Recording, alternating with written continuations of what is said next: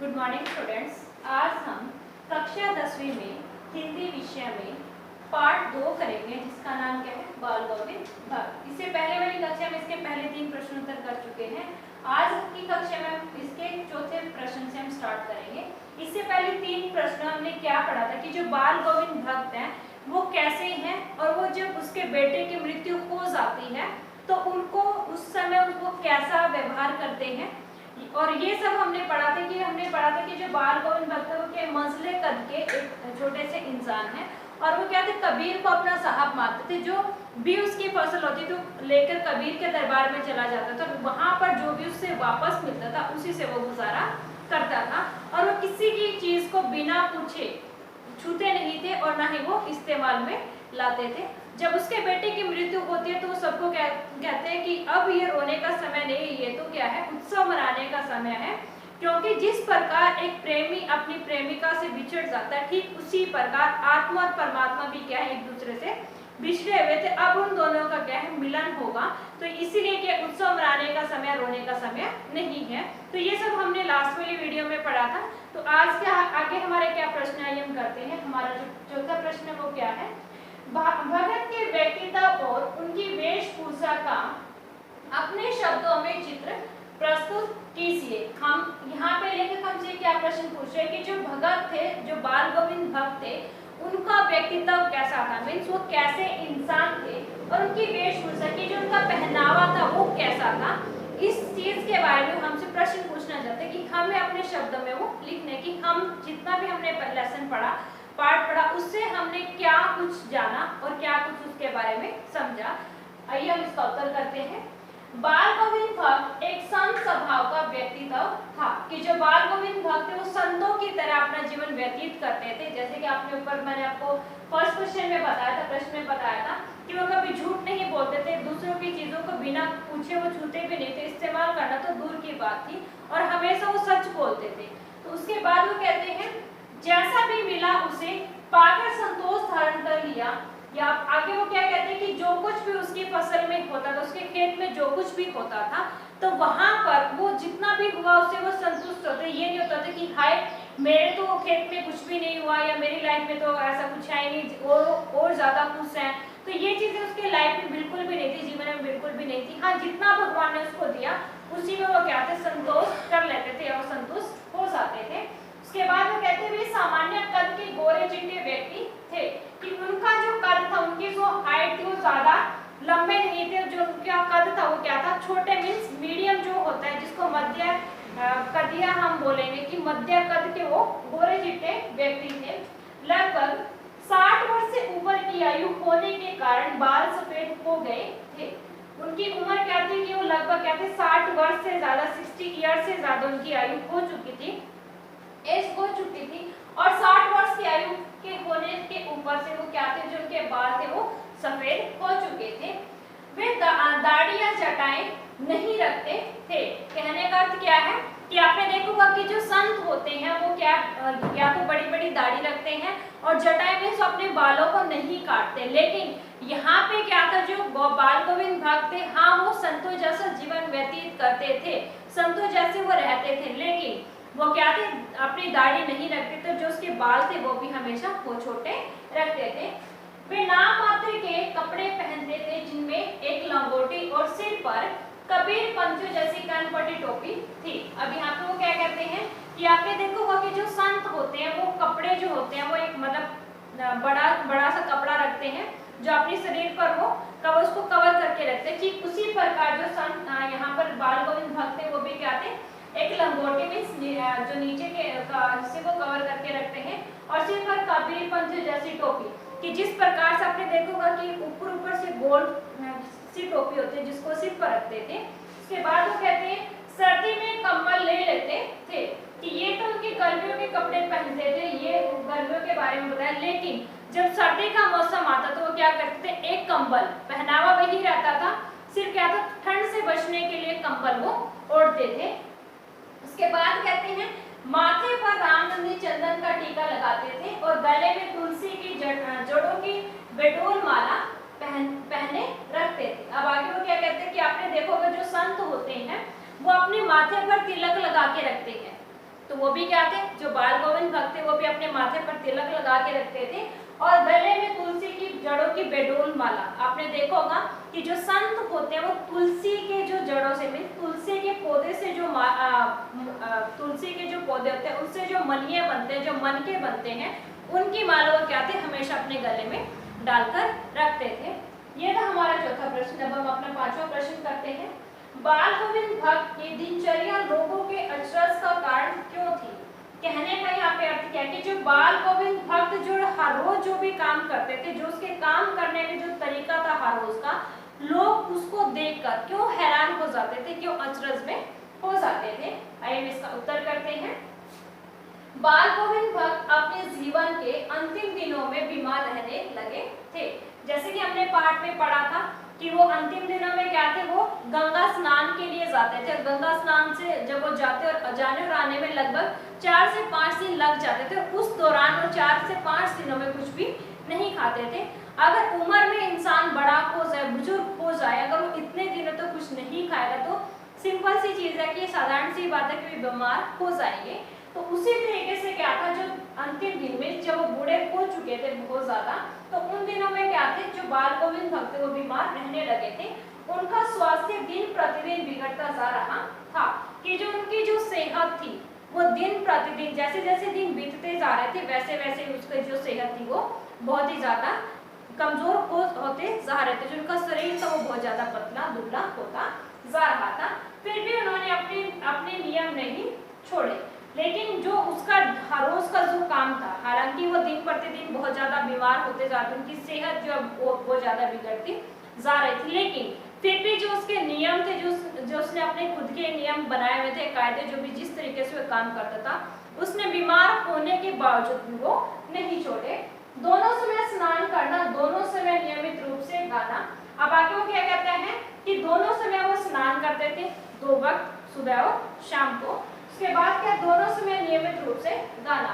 जैसे हमने पहले भी पढ़ा था कि जब उसके बेटे की मृत्यु हो जाती है तब भी वो क्या करते हैं, अपने जो गीत होते हैं वो गाना शुरू कर देते हैं। तो जो गीत गाने का जो नियम था वो डेली ही उसका सुबह और शाम का दोनों ही वक्तों का उसका ये नियम था कि वो सुबह उठकर भगवान जी के भजन गाते थे, कबीर के भजन गाते थे, और शाम को भी वो क्या थे, कबीर के भजन गाते थे।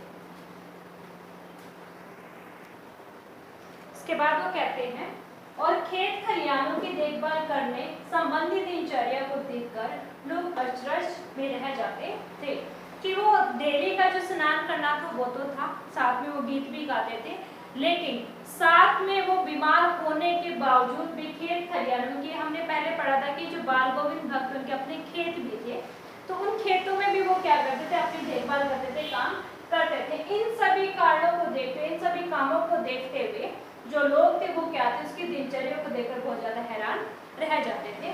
ये था हमारा पांचवा प्रश्न। अब हम अपना छठा प्रश्न करते हैं। पाठ के आधार पर बाल गोविंद भक्त के मधुर गायन की विशेषताएं लिखिए। कि जो जितना भी हमने पाठ पढ़ा है उस पाठ में हमने जो बाल गोविंद भक्त के गीत गाने की जो कला है उसकी क्या विशेषताएं हैं, कि वो गीत किस तरीके से गाते, उसके गीत गाने का तरीका क्या है, अगर वो है तो कैसा है। आइए इसका उत्तर करते हैं। गर्मी के दिनों में बाल गोविंद भक्त अपने घर के आंगन में ही आसन लगा लेते थे।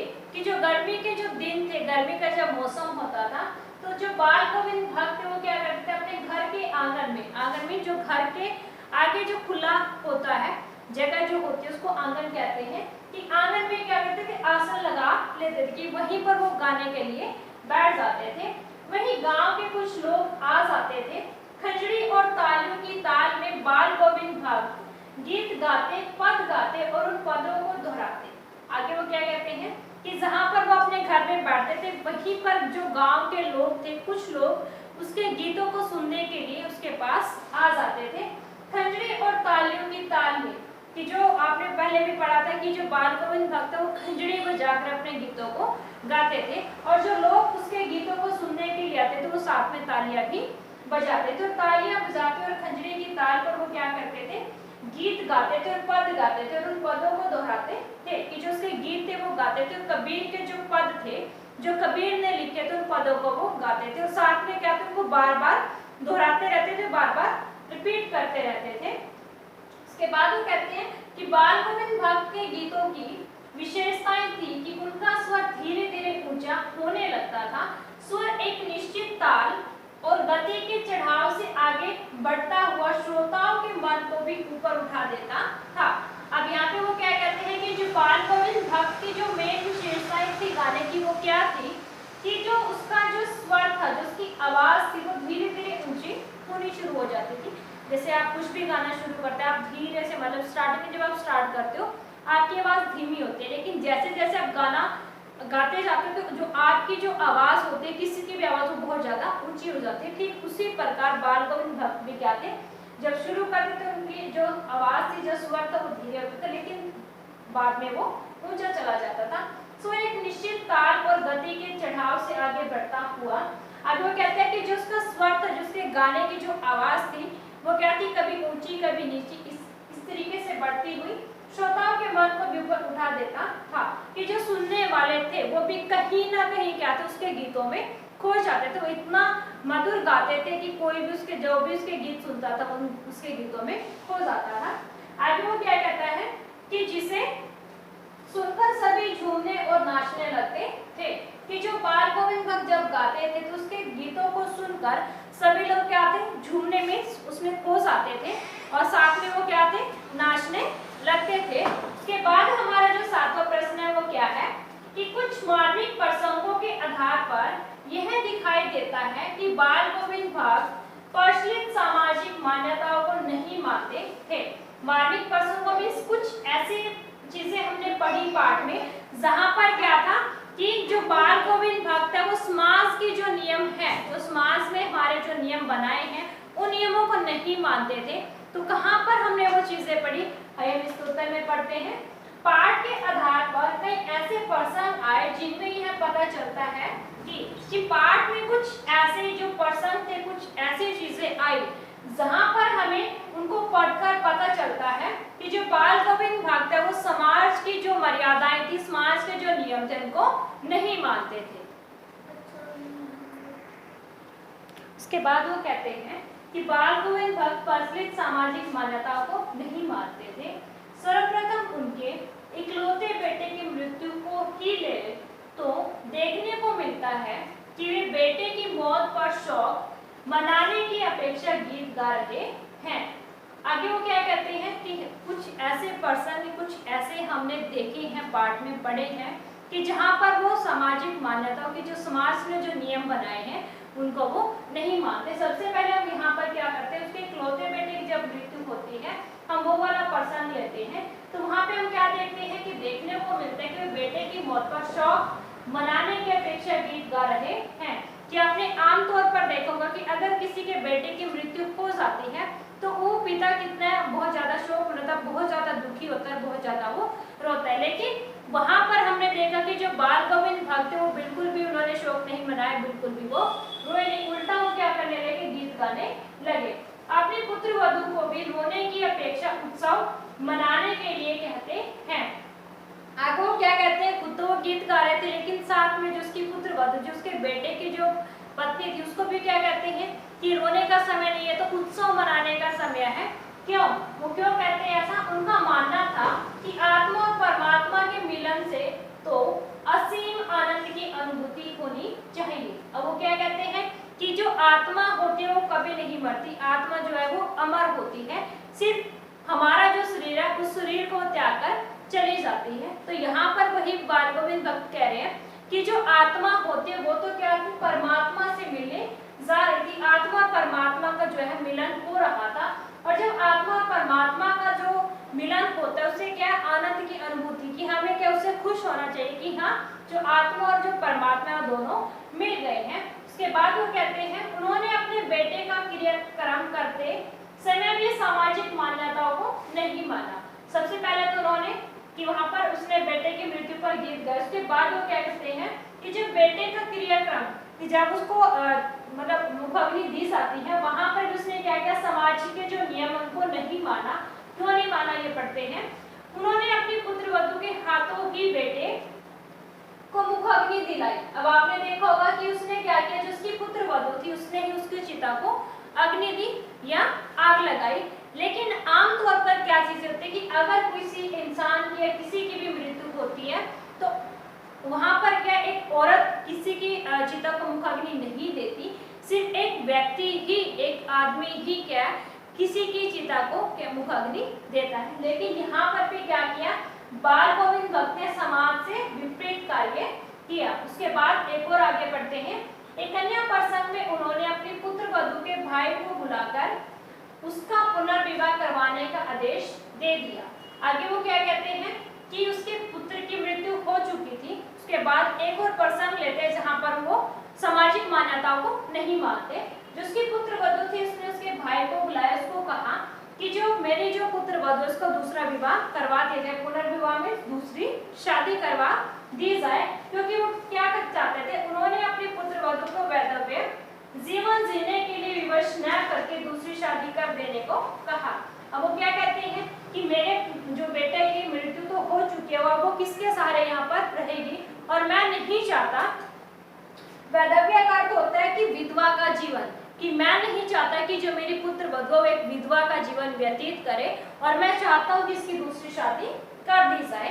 ये था हमारा 7वां प्रश्न। आइए हम 8वां प्रश्न करते हैं। धान की रोपाई के समय समूचे माहौल को भगत की स्वर लहरियां किस तरह चमत्कृत कर देती थी, उस माहौल का शब्द चित्र प्रस्तुत कीजिए। यहाँ पे वो क्या कहते हैं कि धान की रोपाई, कि जब धान लगाई जाती, धान की जब जीरी लगाई जाती है तो उस समय जो माहौल होता है उसको जो भगत सिंह है उसकी जो स्वर लहरें, जो उसकी आवाज है, जो उसके गीत है, किस तरीके से वहाँ के माहौल को वो एक अलग माहौल बना देते हैं। उस माहौल का भी अपने शब्दों में हमने लिखना है, कि हमसे वो पूछना चाहते हैं कि आपने उस पाठ से क्या पढ़ा, कि आपको कैसा लगा, कि किस तरीके से जो भगत सिंह के जो स्वर थे, जो गीत थे, वो किस तरीके से उस माहौल को बदल देते थे। उसके बाद वो क्या कहते हैं कि आषाढ़ के महीने में बरसात के बाद रिमझिम लग जाती है, कि जब आषाढ़ का महीना जब चला जाता है, जब सावन का महीना आता है, तो आपने देखोगे कि जो सावन के महीने में की जो बारिश है वो कभी भी आ जाती है, कि जो बरसात के रिमझिम मतलब हल्की हल्की जो बारिश है वो आती रहती है। बच्चे धान के खेतों में उछलने कूदने लगते हैं, कि आपने देखोगा कि जब हम जीरी लगाते हैं, जब खेतों में हम पानी डालते हैं, पानी देते हैं, तो वहाँ पे क्या होता है, जब गीला हो जाता है, बहुत ज्यादा पानी भर जाता है, तो जो बच्चे वहाँ पर क्या वो खेलना शुरू कर देते हैं। लोग धान की रोपाई करने लगते हैं, और लोग जो है वो धान लगाने लगते हैं, जीरी लगाने लगते हैं। बाल गोविंद भक्त भी कीचड़ में लथपथ जब अपने खेत में धान की एक एक पोत को उंगली से पकड़कर खेत में रोप रहे हैं, तब वे अपने मधुर स्वर में संगीत को सीढ़ियों पर चढ़ाते हुए ऊंचा ले जाते हैं। आगे वो क्या कहते हैं कि और लोगों की तरह वो क्या करते हैं, धान की रोपाई करते हैं। तो जो बाल गोविंद भक्त है वो भी क्या अपने हाथों से कीचड़ से लथपथ अब वो उनका जो शरीर होता है उसे वो क्या करते हैं, अपनी उंगलियों से जैसे पकड़ के हाथ से ऐसे करके जो वो अपनी जीरी लगाते हैं, अपनी जो धान है वो रोपते हैं। इसके बाद वो कहते हैं तब वे अपने मधुर स्वर में, और जो उसके जो गीत गाने की जो आदत है उसमें क्या अपनी मधुर आवाज में वो गीतों को क्या है सीढ़ियों पर चढ़ाते हुए ऊंचा ले जाते। जिस प्रकार हम सीढ़ियां चढ़ते हैं, मीन्स एक के ऊपर एक इस तरीके से चढ़ते हैं, ठीक उसी प्रकार जो बाल गोविंद भक्त है वो भी क्या अपनी आवाज को धीरे धीरे ऊंचा करते जाते हैं, जिसे सुनकर खेलते हुए बच्चे झूमने लगते हैं और औरतें साथ साथ गुनगुनाने लगती हैं। आगे वो क्या कहते हैं, उन गीतों को सुनकर जो बाल गोविंद भक्त जो गीत गाते हैं उनको सुनकर जो बच्चे हैं वो क्या कीचड़ में खेलना शुरू कर देते हैं। जो औरतें वहां पर जो धान की रोपाई कर रही होती हैं वो भी साथ में क्या बाल गोविंद भक्त के गीत गाने शुरू कर देती हैं। बाल गोविंद भक्त के संगीत के जादुई प्रभाव से हलवाहों के पैर एक ताल में उठने लगते हैं। आगे वो क्या कहते हैं, हलवाहे कौन होते हैं, जो हल के साथ अपने खेतों को जोत रहे होते हैं, जो बैलों के साथ जो अपने खेतों को जोत रहे होते हैं। अब वो क्या कहते हैं आगे कि जो हलवाई होते हैं कि जो हल के साथ अपने खेतों में काम कर रहे होते हैं लोग, उनके भी क्या है, उनके संगीत सुनकर, उनके गीतों को सुनकर उनके जो पैर है वो भी एक साथ उठने लगते हैं। और धान की रोपाई करने वालों की उंगलियां संगीत में गति से चलने लगती हैं, कि जो लोग धान की रोपाई कर रहे होते हैं उनकी भी जो उंगलियां होती हैं वो क्या है, जो संगीत की जो ताल है, संगीत की जो लय है उसके हिसाब से वो चलनी शुरू हो जाती हैं। तो ये था आज का हमारा बाल गोविंद भक्त के 4 से लेकर 8 तक हमने प्रश्नोत्तर किए हैं। अगर आपको इससे कुछ भी फायदा हुआ है तो अपने दोस्तों के साथ इसको शेयर कीजिए, लाइक कीजिए, कमेंट कीजिए और सब्सक्राइब कीजिए।